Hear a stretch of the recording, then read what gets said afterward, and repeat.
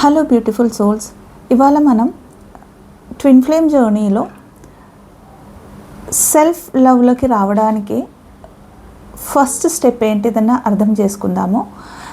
Twin flame జర్నీలో అయితే కనుక సెల్ఫ్ లవ్లో రావడానికి ఫస్ట్ స్టెప్ వచ్చేసి మనం కోర్స్ మన కేర్ తీసుకుంటాం, మన బాడీ కేర్ తీసుకుంటాం, మన ఫుడ్ హ్యాబిట్స్లో మన చేంజెస్ ఇవన్నీ కూడా వస్తాయి. కానీ ఫస్ట్ స్టెప్ ఎప్పుడైతే మనం ఇంటర్నల్గా అంటే ఆ ఒక సెల్ఫ్ యాక్సెప్టెన్స్కి వస్తామో అక్కడి నుంచి యాక్చువల్గా మన జర్నీలో మన ఇంటర్నల్ ఎనర్జీలో ఒక షిఫ్ట్ మనకి ఫీల్ అవుతుంది. అంటే ఏంటంటే